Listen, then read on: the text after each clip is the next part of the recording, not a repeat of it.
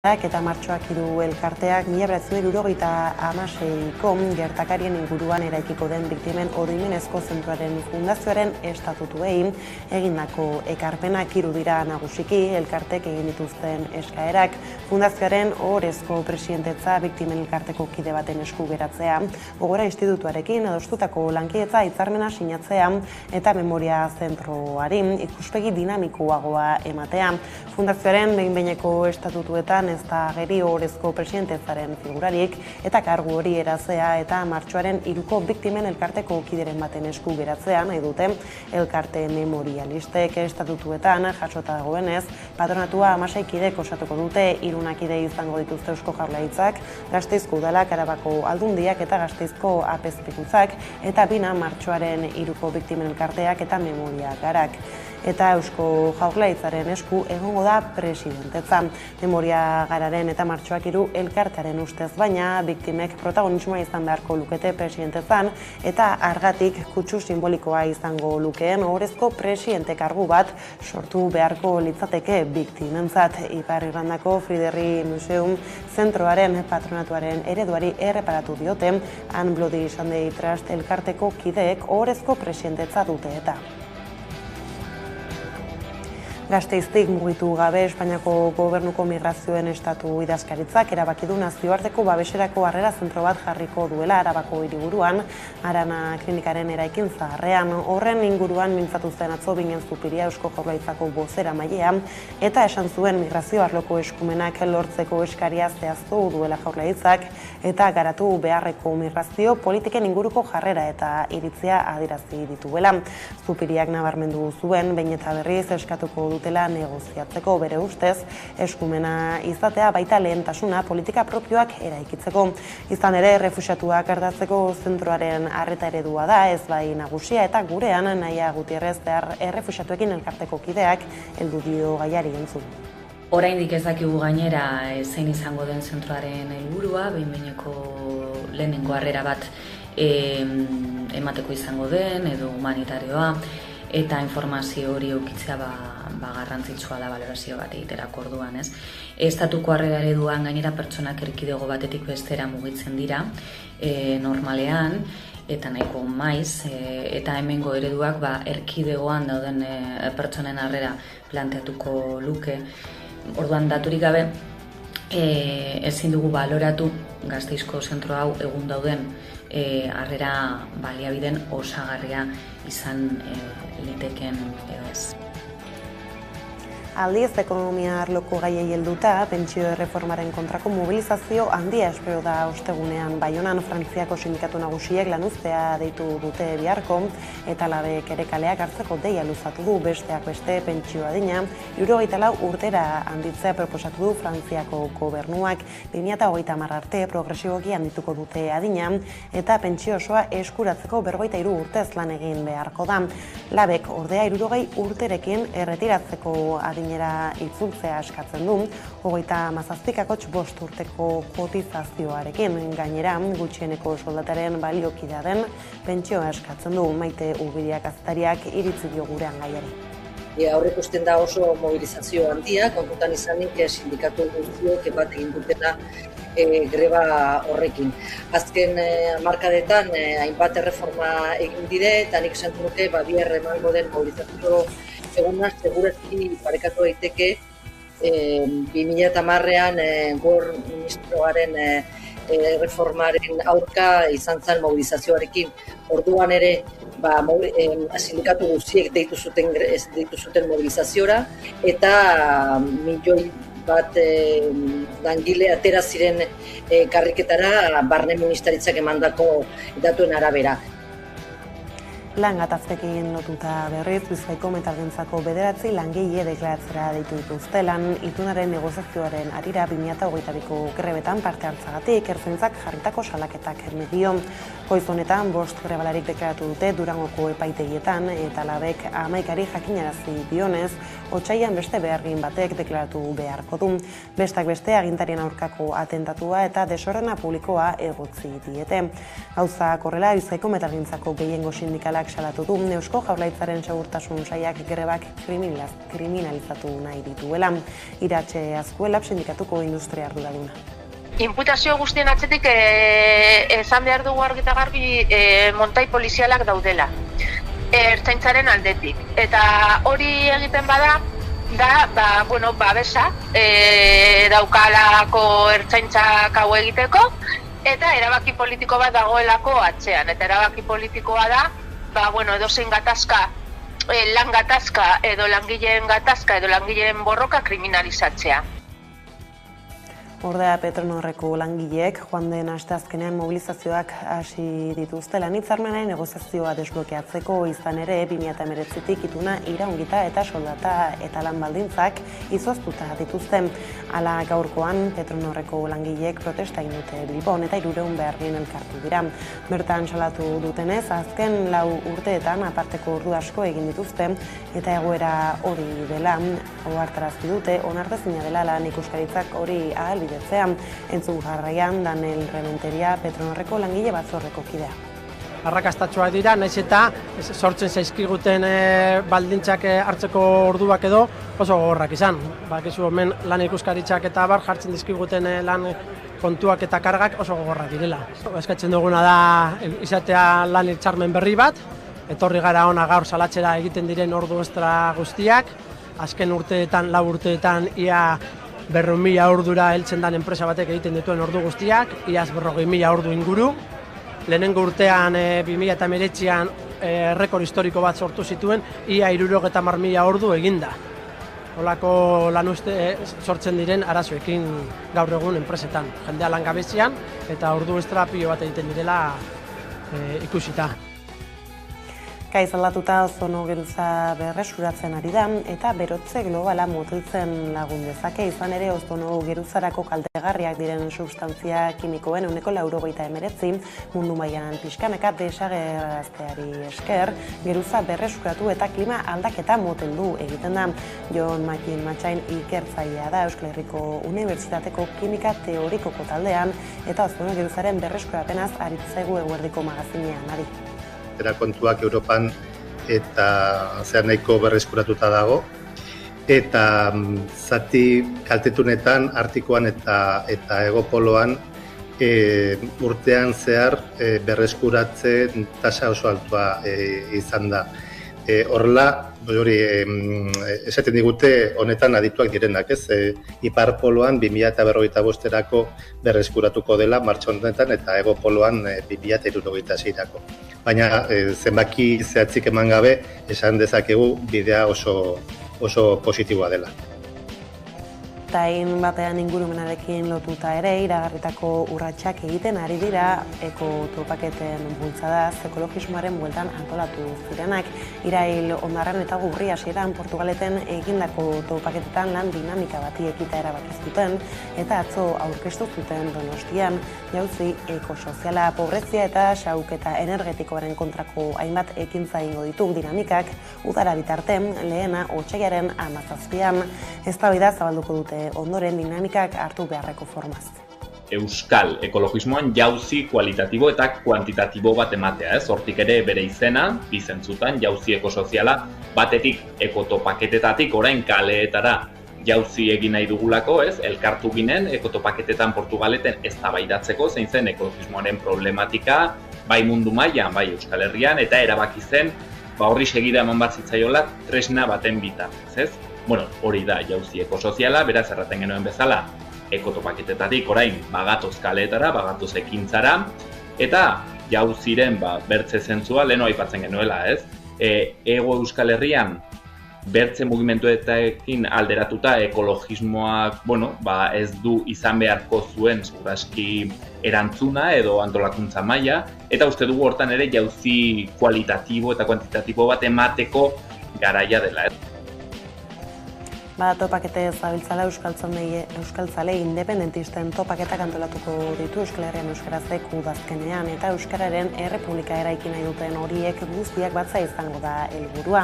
Asteburu batean egingo dituzte eta 2 egun iraungo dute. Euskaltzale eta independentistek elkarrekin prestatzeko elkargunea izango dira topaketak, horretarako Euskal Herriko hainbat hizlari gonbidatuko dituzte, baita euskalgintzako eta beste mugimenduetako kideak ere. Bestak beste Euskararen aldeko mugimenduak dituen indarguneak nola baliatu eztabaidatuko dute eta Euskararen aldeko borrokan beste hainbatekin loturak nola landu ere bai intersekzioaren ikuspegitik. Euskal Herrian euskaratzen asmoa da euskaltzale independentisten topaketak 2 urtean behin antolatzea, hemendik aurrera hori dela eta lehenaldia garrantzi handikoa izango da haientzat eta buru belarri egingo dutelan. Lehenengo aldiaren xehetasunak aurrerago emango dituzte.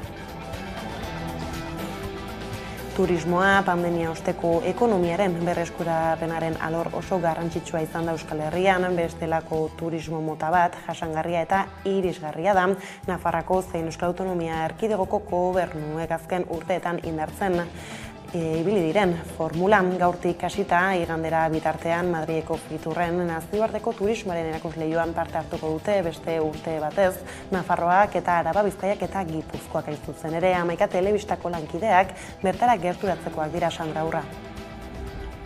Kaixo egunon, bai, 11 telebistako taldea errepidera atera eta Madrileko bidean gaude. Eta zertara Madrilera, bertan nazioarteko turismo ferian garrantzitsu bat ospatzen da, Fitur hain zuzen ere, eta komunitate edo erkidego bakoitzak bere turismoaren indarguneak ezagutzera emateko eta sartzeko aukera ezin hobea bada.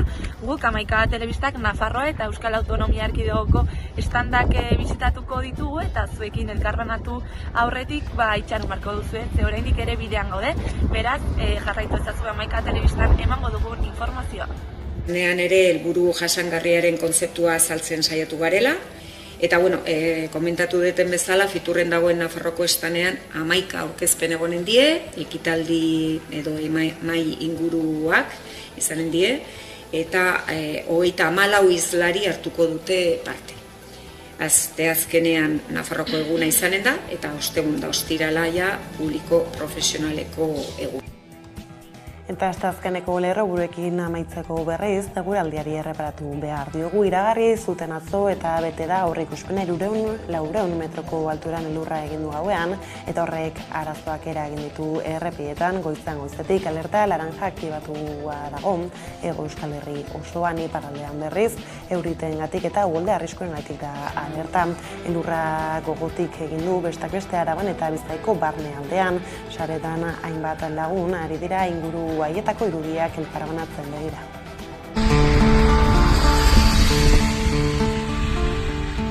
Maite ditut maite, gure bazterrak lambroak izkutatzen dizkitanean.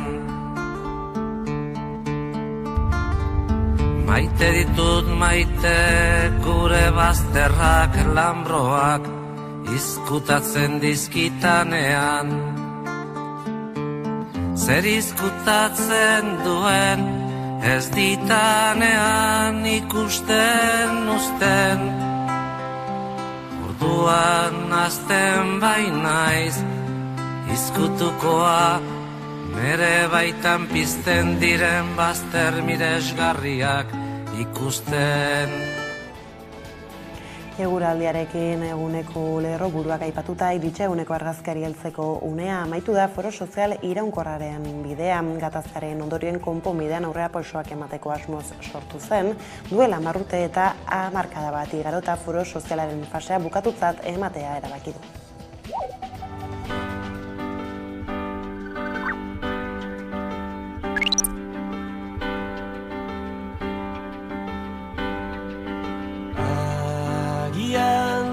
Hasieran bertan ekibokatu ginen mundura euskaldun sortzean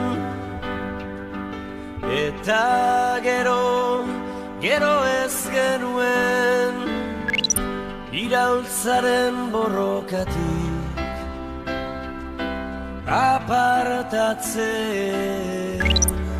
apartatzen jakin.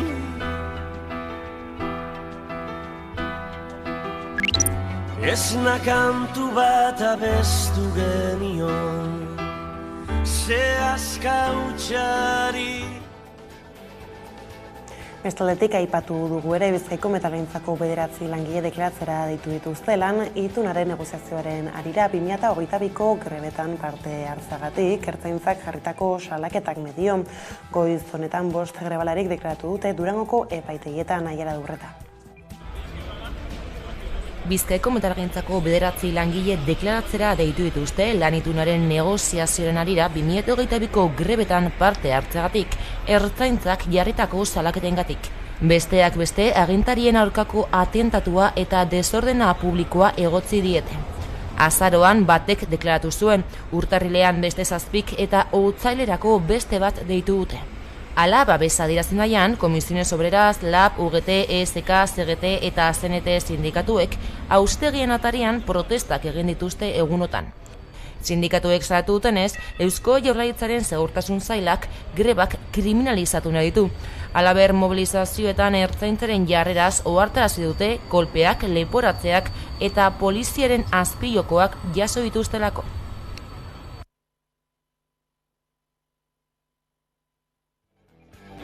Aurrera jarraituko dugu Arzotenko txiki bat medio otsailean beste langile batek deklaratu beharko du epaiaren aurrean eta sindikatuek salatu duten Eusko Jaurlaritzaren Segurtasun Sailak grebak kriminalizatu nahi dituela entzun.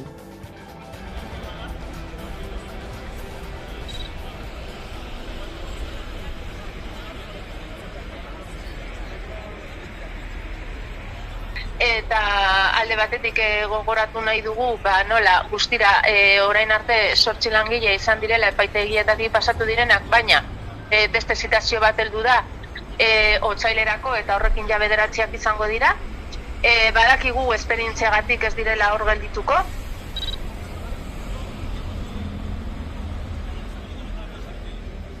Inputazio guztien atzetik esan behar dugu argi eta garbi montai polizialak daudela. Ertzaintzaren aldetik. Eta hori egiten bada, babesa daukalako ertzaintzak hau egiteko, eta erabaki politiko bat dagoelako atzean. Eta erabaki politikoa da, edozein gatazka, lan gatazka edo langileen borroka kriminalizatzea.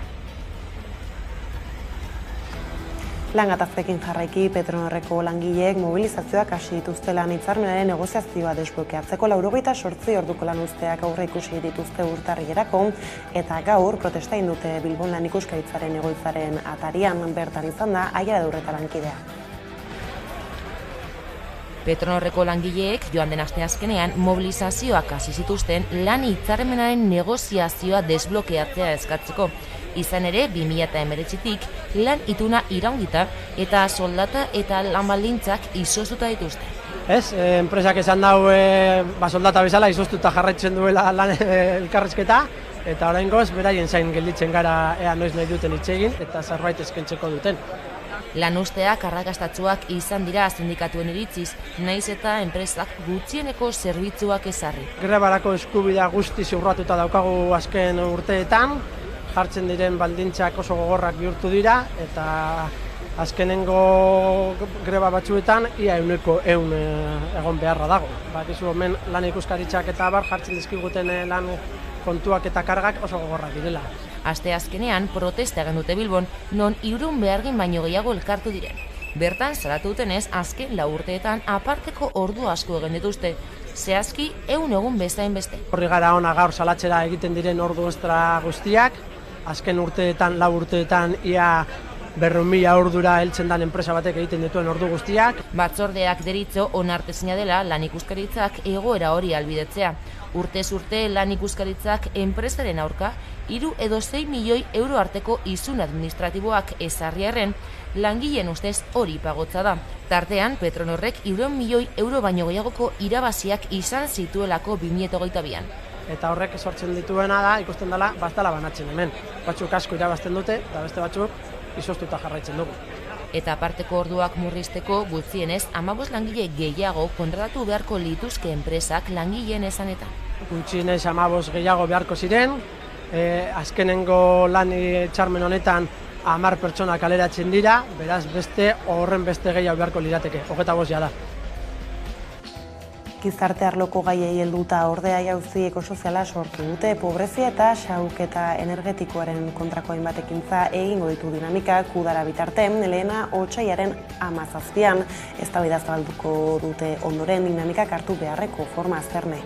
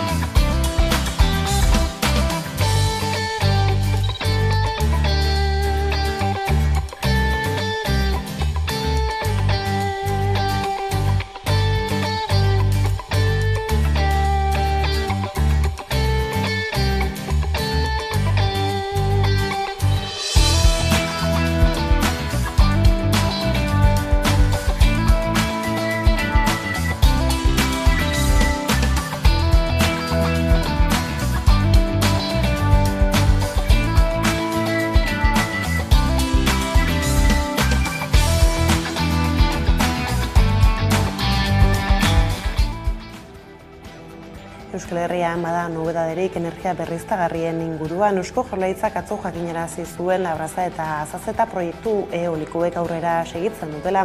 Labrazak aldeko adierazpena jaso du ingurumen inpaktuari dagokionez eta berehala emango diote Azazetari. Bitartean, Nafarroan 3 parke eraikitzen hasi dira, Linte, Genariz eta San Marcos bigarrena. Arantxa Tapia Eusko Jaurlaritzako ekonomiaren garapen, jasangarritasun eta ingurumeneko sailburuak Labrazako eta Azazetako proiektuen berritasunak eta epeak jarri zituen mahai gainean atzo, gobernu bileraren osteko agerraldian.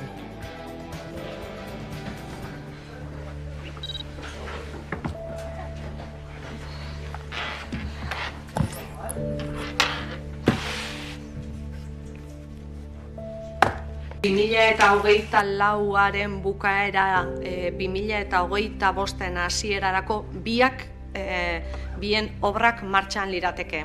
Aipatzen nuen Labrazakoa zerbait aurrerago doala, plan berezia dagoeneko esposizio publikoan dagoelako, baina baita ere bestea Azazetakoa ere espero dugu izatea. Beraz, gutxi gora bera epe horiek manejatzen ditugu. Horrek esan nahi du, prozesu luzea izaten dela administratiboa, behin baino gehiagotan entzun didazue, baina badoa.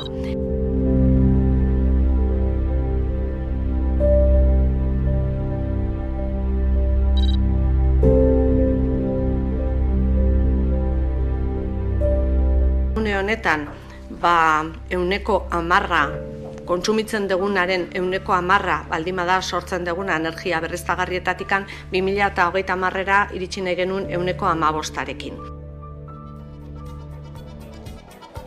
Energia berriztagarrien lehenengo lurralde plan sektoriala onartu behar dute eta horren ondoren eman behar dira berriztagarrien instalazioak eraikitzeko baimenak hori aldarrikatu du ELA sindikatuak ohar baten bidez eta Eusko Jaurlaritzari eskatu dio plan hori onartu arte itxaroteko baimen gehiago eman baino lehen. Izan ere, azaldu dute plangintza horrek zehaztuko duela instalazio horiek non eta nola eraiki ahalko diren. Atzo, Jaurlaritzak Arabako, Labrazago eta Azazetako parkeek ingurumen inpaktuaren adierazpena jaso dutela iragarri, ondoren egin du eskaera sindikatuak hori ez gain, Hego Euskal Herriko 33 lekutan dabiltza sortzen energia berriztagarria ekoizteko azpiegiturak. 2023 hasi berritan energia eolikoek aurten zeresan handia izango dutela aurreikus daiteke.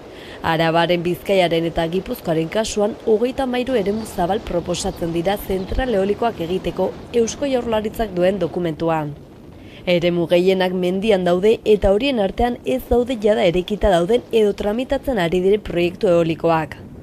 Bestalde dokumentuan nabarmentzen da natur babesguneak salbuetxe dituztela instalazio berriztagarriak egitetik. Dena den proposatutako kokaleku asko babesgunetatik eta Natura 2000 sareko eremuetatik gertu daude. Jaurlaritzak 2030erako potentzia eolikoa 5 aldiz handitzea du helburutzat. Ildo horretan 7 urte barrurako energiaren kontsumaren 21% iturri berriztagarrietatik heltzea nahi du, eta 2030erako 140%. Arabari dagokionez 3 parke eoliko daude gaur egun, eta lurralde plangintzak beste 13 kokaleku aurreikusten ditu. Arabako Errioxa nagusitzen da hor, 12.110 hektarea instalazio eolikoak ezartzeko egokitze jo baitituzte plan berrian. Gogoratu behar da horrez gain, Labrazan eta Azazetan 2 parke eoliko egiteko ingurumen baimena eman duela Arabako diputazioak. Gipuzkoari dagokionez herrialde osoan daude banatuta eoliko jartzeko kokalekuak, asko mendizalek maiten dituzten txokoetan. Bizkaian berriz nabarmena da zenbat egitasmo dauden enkarterri alderako. Herrialde horretako itsasartzeko hainbat mendigune ere hobetxe dituzte zentral eolikoak egiteko. Azken berrien arabera 2 parke eoliko berrire proiektuak ari dira tramitatzen. Azazetako proiektutik oso gertu Aixindarrek beste parke eoliko bat eraiki nahi du Araban, 8 sorgailukoa. Arraia Maeztuko, Iruraiz Gaunako eta Domeniliagako lurrak ukituko lituzke. Bestalde Euskal Haizi enpresa jakinarazi du Bizkaiko Gordexola eta Zaia inguruan parke eoliko bat jarri nahi duela, 6 zutabekoa. Badaritu gara lerroburuetan denboraleaz eta Euskal Herria batetik bestera zarkatu duten elurtez, elurrak hartuta esnatu den lekuetako bat Gasteiz da, hainbat zentimetrotako elurkaba eratu da Arabako hiriburuan eta bertan da Nerea García lankidea. Elurra Arabara eta Gasteizera ailegatu da eta egun ikaragarria da elurrezko panpina egiteko edo elurrarekin jolasteko, bai, baina lan egin behar dugunontzat ez da hain egun zoragarria. Eta gehien kezkatzen gaituena da nola heldu lanera. Batzuek garraio publiko hartu dute eta beste batzuk ausartu dira bizikleta hartzera. Oinez, zere nik bizikleta joaten naiz eta orain ezin da bizikletaz joan. Normalean oinez joaten naiz, Gasteiz txikia da eta leku guztietara oinez joan zaitezke. Gure autobusa ondo iritsi da, 9:00 eta 4:00 atera da, eta ez dugu arazoik izan. Ez ere, bizikletaz joateko edo arazoak, goizetan egoten dela bidegorria pixka bat elurtuta eta, baina bestela ondo. Lanera etortzeko arazoak izan ditut kotxearekin, baina, edo oinez ere bai. Baina... ¿Zetorri zarete? Elurra da. Bakarrik bera. Ez me caído 2 veces. Erorizara. Bai. Gasteizen elurra San Prudentzio eguna bezala da, ohitura bat. Eta urtero 2 talde sortzen dira. Elurra maitatzen duen jendea eta gorrotatzen duena. Baina aukera izango balute, beste hiri batera bizitzera joango lirateke? Bai, asko. Elurra asko gustatzen zait, eskiatzen dudalako. Asko gustatu dut, bai. Hori egiten duenean, pixka bat, tristeza da baina, elurra egiten duenean, posik zaude, ez dakit, dena oso poitxa dago, ez dakit. Askoz divertirgarriagoa da. Bai, unibertsitatera etortzen naiz, 3 urte daramat etortzen eta urte hori ikusten eta hemen elurra eta asko gustatzen zait.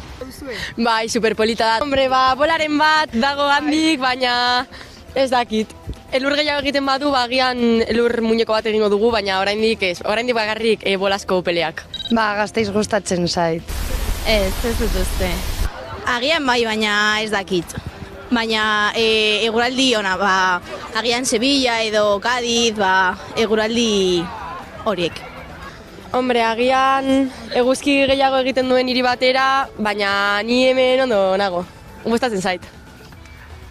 Azken tale bat ahaztu zaigu, unibertsitatera joaten direnak. Hauentzat elurra aitzaki onena da. Irakasleak kanpoan bizi badira ez dago klaserik, autobuse arazoek balio dute klasera ez joateko eta gainera unibertsitatera joaten badira eta klaserik ez badago, elurrarekin jolas dezakete.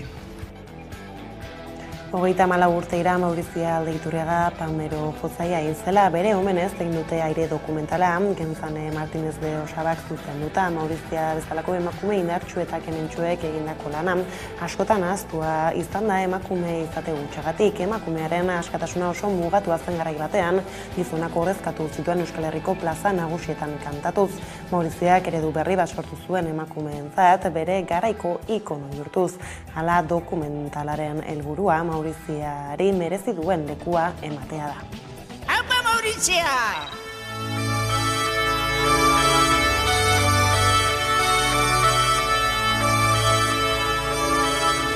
Maurizia izan zen, pentseizu ez, gerra osteko errepresio sozial, kultural eta ekonomiko hortan, izan zen emakume euskalduna, emakumea euskalduna, eta herri mundutik zetorren andra bat, ez? Eta gainera taula gainean jartzen zana, ziurrenik gizonen plaza hartan, ez?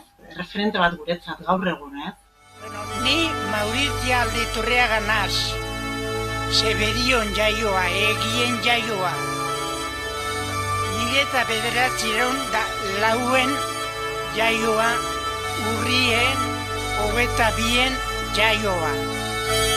Jagur Zeberio herria, jagur lagunari, agur Rosa Baiziko da primo primari, agur Abade jauna, ta nebarra bari, agur Aite eta Jamai, agur guzti hori, agur Aite eta Jamai, agur guzti hori. Aupa Maurizia! Honekin iritsi gara albistegiaren bukaerara. Gaurkoan Josu Etxaburu gure eskuko bozeramaileari eguerdiko magazinean egin diogun elkarrizketa berreskuratuta urtuko zaituztegu. Horren bestez, besterik ez uraldetik hauek izan dira eguerdiak guran gaurrutzi dituenak guztiak eta gehiago nahi duzuen aldiro 11.eus atarian ondo izan eta bihar arte. Mundu hau ez dago personaia romantiko ontzat egin da. Oso pragmatikoa da mundua, ez? Eskakizun laboral handia daude, ekonomikoak, ez? Produzioaren gurpilan sartzeko premia handia dago, orduan erromantizismoa ez da bat ere, ez? 21. mendekoa, ez?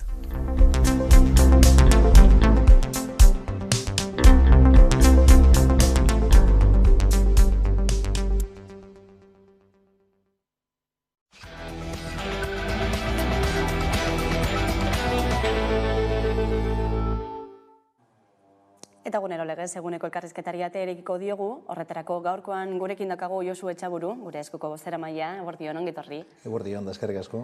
Euskal Herriari buruz luze hitz egingo dugu elkarrizketa honetan zehar, baina lehenik eta behin ere Kataluniara begira jarri behar gara badakizu aktualitateak agintzen duela, eta sedizio delituaren erreformaren ondotik ez, zer gertatuko da Puigdemont Kataluniako presidente ohiarekin, izan ere desordena publiko larriengatik atxilatu nahi dutelako orain. Euskal Herritik nola ari zarete segitzen bertan gertatzen ari den guztia? Zein ondorio ateratzen dituzu? Printzipioz esango nuke gertutik jarraitzen ari garela. Baina beti da ona gogoratzea zergatik ematen ari den kontu guztia. Eta da eskubide demokratiko bat gauzatzearren. Hainbeste zarataren artean ematen du, sarri askotan galdu egiten dala benetako muina. Eta benetako muina hori da. Eta horrekin batera baita ere, politika egiteko modu baten porrota. Porrot horrek eramaten du epaitegietara iristea kontu hau, eta hortik gero iristen da sortu den andana guzti hori, ezta?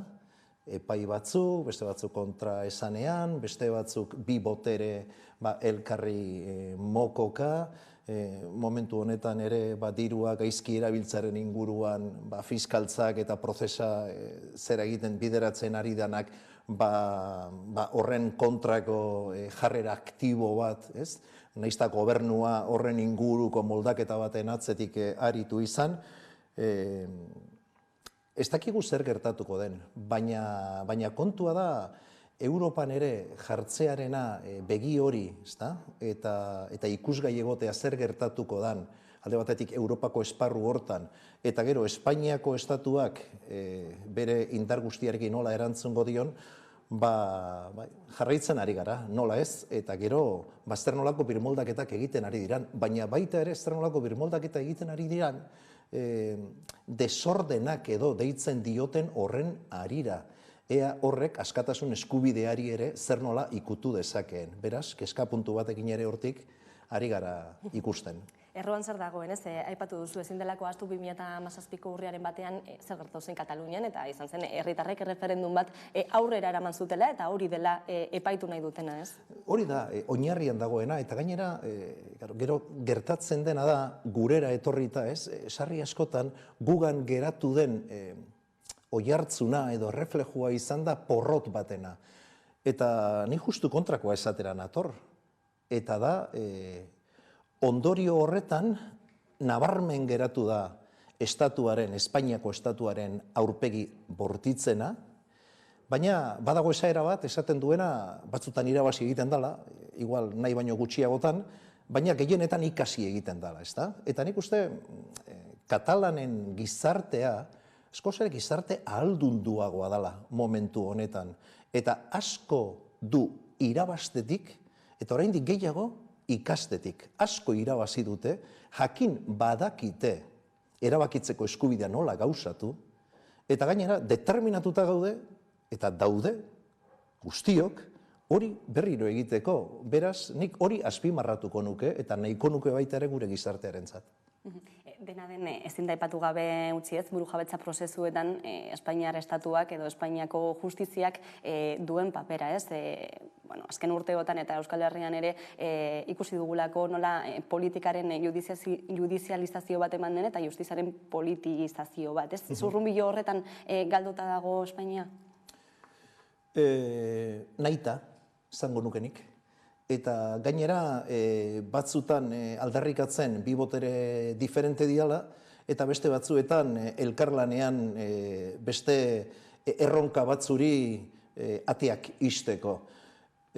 Estatuen eraikuntza zaharraren seinale dan eremua da hori.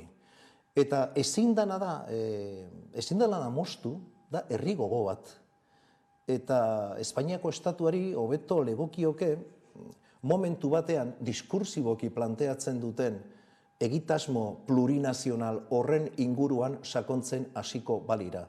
Ze ezin dugu ahaztu eta berriro diot eskubide demokratiko hitz egiten ari garela eta eskubide demokratiko horien egikaritzaz. Baina auzitegi konstituzionala ere berriki berritu da, ez, buru berriarekin eta horrek ere berriro ere behin eta berriro errepikatu du, ez, referendum guztiak autodeterminazio eskubide hori edo eta buru jabetza nahi edo independentzia guztiz debekatzen duela konstituzioak. Gaur egun bai, baina horrek ez du nahi esan hemendik aurrera, hau da, sarri askotan legei begiratzen diegu, ez dakit, alda ezinak izango balira moduan, eta sakralizazio puntu batekin ez da, ezke legeak ez du usten, aizue, legeak egiten dira, beti ere gizarte baten egituraketa bat, eta moldaketa bat, eta egikaritza bat bideratzeko, baina gizarteak aldatuz doaz, eta herritarrok aldatuz goaz, beraz legeak ere pareko espaldin badoaz, hor beste talka bat etorriko da, eta hor batzuk esango dute, ez dutela lekurik alda dezagun, beraz, ez da izango aurreneko aldia konstituzioa aldatzen dela, beraz, aurrekariak badaude, atzera begiratu nahi duenarentzat, zergatik, beraz, kontu honetan, ez erabakitze eskubideak gauzatze hortan, hain zurrun jokatu behar dute eta bar, seguruenik hor beste iritzi eta beste asmo batzuk ere badaude mezu hortan. Euskal Herria, herrialde katalanak eta Europa mailan ere ematen ari dira, ez, burujabetza prozesu horren indartzeak. Guzti horiek hildorik badute, hildo komunik badute? Bat uka ezina dena, eta da, herriek izan nahi dutela. Eta herriek eta herritarrok izan nahi hortan, ez dago arrezirik.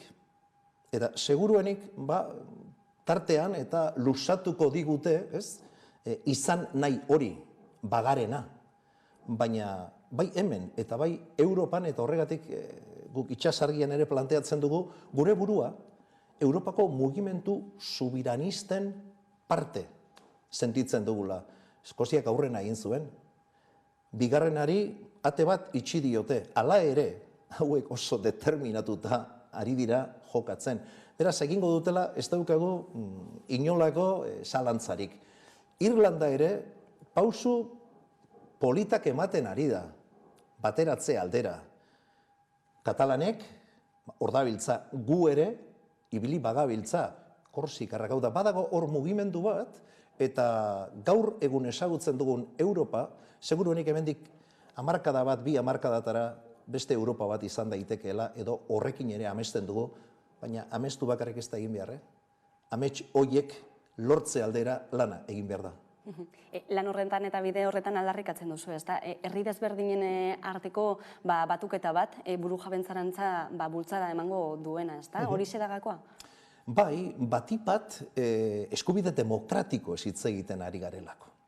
Eta da, herritarrei hitza ematea, zer izan nahi duten, nola antolatu nahi duten euren herria, eta aldi berean, gainontzeko herriekin zer nolako harremanak izan nahi dituzten, guzti hori erabaki alizateko.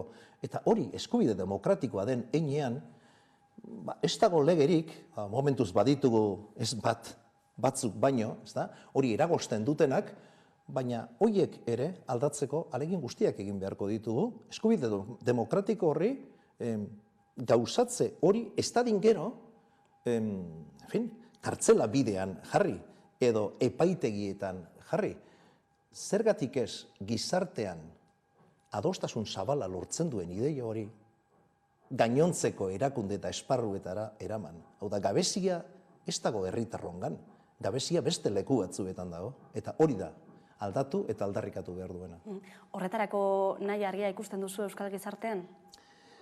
Euskal Gizartean, sarri askotan gainera, galdetzen danean autodeterminazioaren inguruan eta bar, zergatik ez diogu Euskal herritarrei gaur bertan galdetzen, ona datozen etorkinekin zer nolako migrazio politika egin nahi dugun.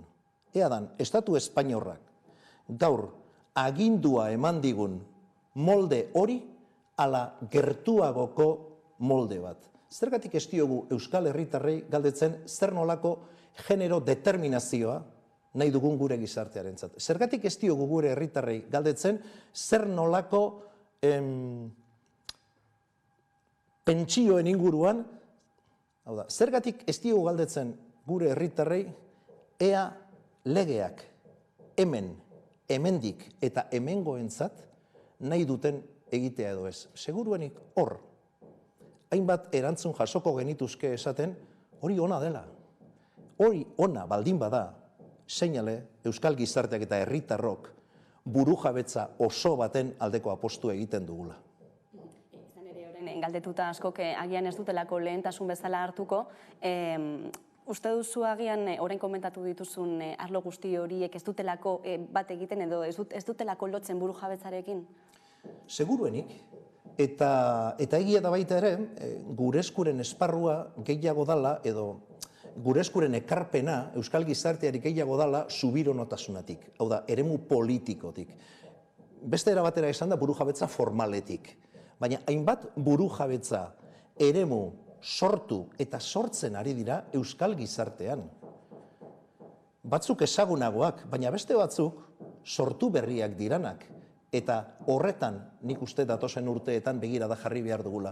Ez bakarrik burujabetza formalean, gure ekarpena egingo diogu alde hortatik, baina Euskaldunok eta Euskal herritarrok horren aldeko apostu finkoa egiten ari gara. Eta hori, seinale da, Euskal Gizarteari eta herritarroi bai interestzen zaigula autodeterminazioaren kontu hau. Hildo horretan erabakitzeko eskubidea aldarrikatu duzu, gure eskuren oinarrizko balio bat bezala, herritarren partetik etorriko da edo zenolako papera izan beharko luke Euskal Administrazioak honetan? Herritarron eskutik etorriko dala zeinestuko espagenu, ezkeniatake hemen egongo, bai? Herritarron garaia dala, garai batean esaten genuen herri bat garela, bai? Herritarron garaia dala eta erabaki nahi dugula. Gaurkoz, 10 urte beranduago, horrek indarrean jarraitzen du, inoiz baino indar handiagoarekin. Herritarron eskutik etorri behar da. Egia da baita ere, herritarron alduntzea desikasteko prozesu bat dala. Eta horrek denbora eramaten du. Herritarrok ahalduntzearena. Sarri askotan, agindupekoak izan gara, eta beste batek agindutakoak gu bete. Gu beste eremu batean murgildu nahi dugu. Eta gero, administrazioei lotuta eta bar, badira batzuetan borondate gehiago, beste batzuetan esain beste, eta gure lana zein da, borondatea dagoenean, borondate hori auspotu, borondate gutxiago dagoenean, argudioak eman borondate hori gehitu dadin, ze baita ere argi daukagu, bide hau, burujabetzaren bide hau, elkarrekin egin behar dugula, herritarrok, erakundeak eta eragile subiranistak eremu honetan lanean ari garenak.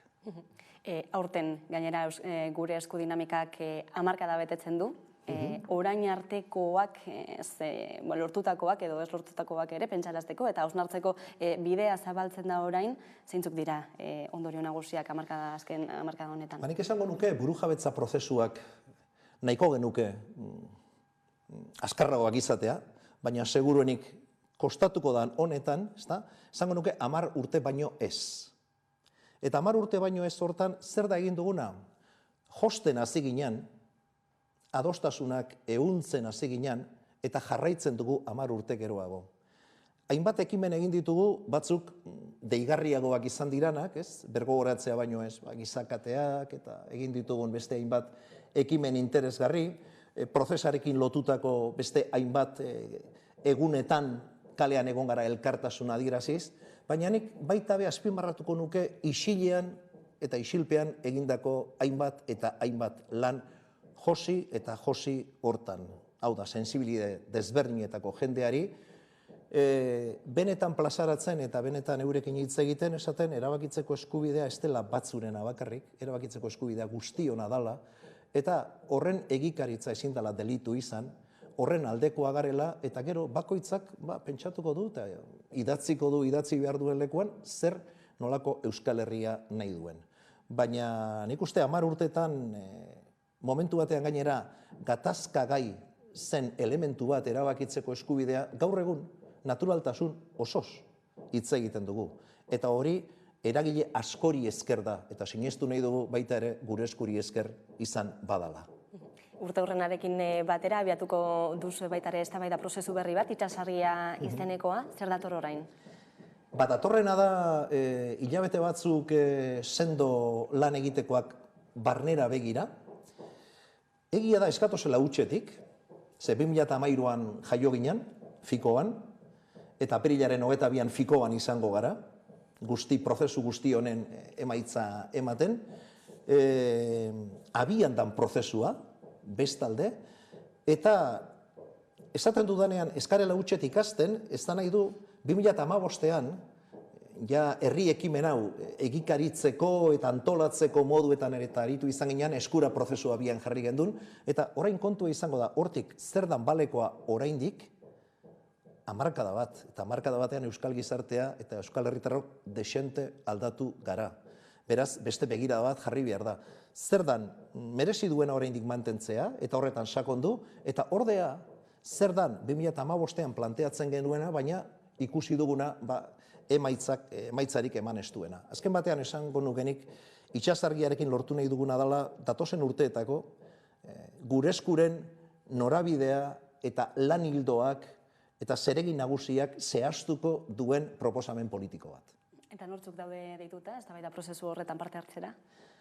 Esango nuke eta oso goitik hasita euskal herritar oro. Parte hartu nahi duen euskal herritar oro.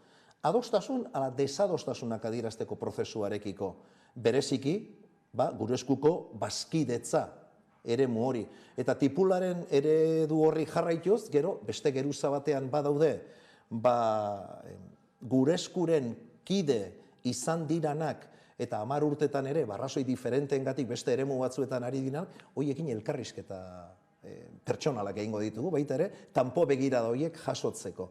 Beraz, esparru guztiak hartu nahi ditugu, eta nahi duguna da, alden eta parte hartzaileena izatea, alden eta ahots desberdin guztiak jasotzea, guk geurea ere hobeto zehaztu alizateko. Elkarlana ere orduan sustatuko duzue prozesu honetan, eztabaida prozesu honetan, eta agian beste dinamika eta beste herrialde batzotara begira ere jarriko zarete. Zalantzarik ez, hau da, hemen gure esku beti egon izan da begirada desberdinekin urtero. Eta barnera begiratzen ari garen honetan itsasargiarekin, baita ere, elkartasunetik elkarlanera, ez, katalanekin hasitako bide hortan eta gallegoekin ere beste neurri batean, horri ere eutxiko diogu, baina esaten badugu, geure burua aitortzen badugu mugimendu subiranistako kide eta parte garela, hortan ere, nazioartekotza hortan bideak eta lanak egin beharko ditugu. Horrek esan nahi du, galtzabete lan ditugula, kasi urtero moduan, esango nuke. Helburu jakin bat izango da, eztabaida prozesu honekin hartu nahi duzuena, esaterako nola bideratu ez, balizko referendum hori, esaterako, hori izango da mai gainean? Printzipioz hori etor daiteke, albuko ondorio moduan, baina gehiago planteatzen ari garena itsasargian da izaera bera, esan nahi dut, hor badaude jauzi batzuk gure ustez, eta da eragile subiranistatzat aitortzea geure burua, azpimarratzen dugu baita ere gure eskuk nahi duena Euskal Herriko eta Euskal Herriari, 7 probintziei lotutako proposamen bat badela, antolakuntzari ere, datozen urteetako antolakuntzari ere begira bat jarri nahi diogu, militantzia ereduak aldatu direlakoan gaude eta nola pertsonok, herritarrok atxikitzen garen batera edo bestera.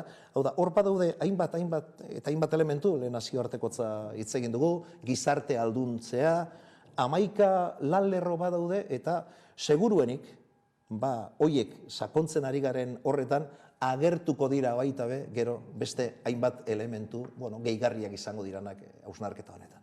Gizarte aldakor batean bizi garelako, azken 10 urteetan ikusi dugulako eta hemendik aurrerakoa ere izango delako aldakorra ziurazko. Globalizazioak zure ustez buru jabetzen zen olako eragina izango du hemendik aurrera? Badira batzuk esaten dutenak kalte egingo diola, eta gu sinestuta gaude globalizazioa hor egonda ere, ez dela aitzakia izan behar, nahi baduzu txikitik, baina txikitasunak duen handitasun hortatik, guk geure bidea egiteko. Eta gainera, sinestuta gaude, izan baduela Euskal Herriak zer eskaini. Sarri askotan, autodeterminazio gatazka, kakotxartean planteatzen direnean, inork gutxi planteatzen du aukera gisa. Eta sinestuta gaude baita ere, datozen urteetan, erabakitzeko eskubidearen gauzatzea, elementu preventibo, indartsua izango dala, ondoren beste gatazka modu batzuk sor ez daitezen.